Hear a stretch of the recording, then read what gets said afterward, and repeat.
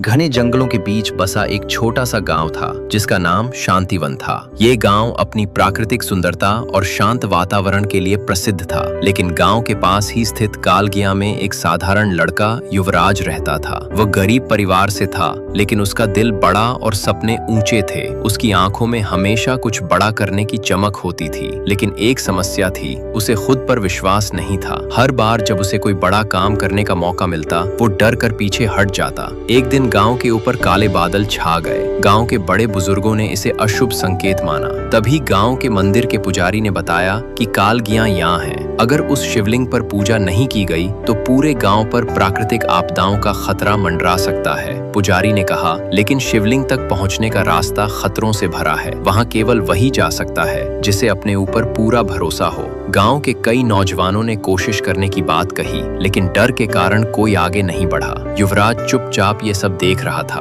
उसके मन में कुछ हलचल हो रही थी। अगली सुबह युवराज ने फैसला किया कि वो इस काम को करेगा। उसने अपने माता पिता से आशीर्वाद लिया और अपनी यात्रा शुरू की। उसके पास ना तो कोई खास हथियार था, ना कोई साथी, बस एक छोटी सी पोटली जिसमें थोड़ा खाना और पानी था। जैसे ही वो पर्वत की ओर बढ़ा, रास्ता मुश्किल होता गया। घने जंगल, तेज हवाएं और अजीब अजीब आवाजें उसे डराने लगी, लेकिन वो हर कदम पर खुद को समझाता, मैं इसे कर सकता हूँ। रास्ते में युवराज को पहली चुनौती मिली। एक गहरी खाई उसके रास्ते में थी। खाई के पार जाने के लिए कोई पुल नहीं था। उसने चारों ओर देखा तो उसे एक पेड़ का तना मिला। उसने अपनी ताकत से उस तने को खाई पर रखा और सावधानी से पार किया। दूसरी चुनौती थी जंगल के अंदर अजीबोगरीब जानवरों का सामना। ये जानवर भयानक लगते थे, लेकिन असल में उन्हें डराने के अलावा वे कुछ नहीं कर सकते थे। युवराज ने अपनी सांसों को शांत रखा और धीरे धीरे आगे बढ़ता रहा। तीसरी चुनौती सबसे कठिन थी। पहाड़ पर एक गुफा थी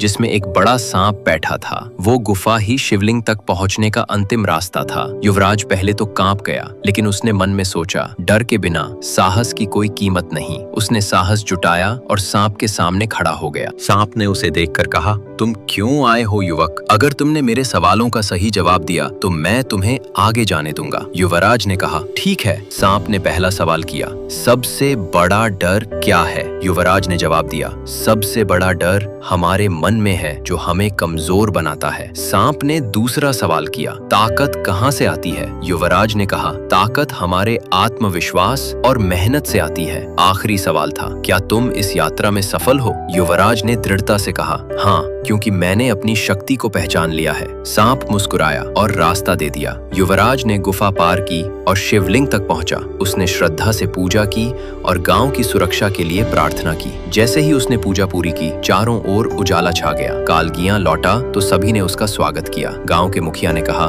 युवराज, तुमने न केवल गांव को संकट से बचाया, बल्कि हमें यह सिखाया कि हमारी असली ताकत हमारे भीतर है। यह कहानी हमें सिखाती है कि डर और कमजोरियों का सामना करके ही हम अपनी असली ताकत को पहचान सकते हैं। आत्मविश्वास और साहस ही हमारी सबसे बड़ी पूंजी है। जब हम अपने ऊपर भरोसा करते हैं तो कोई भी मंजिल हमारे लिए असंभव नहीं रहती।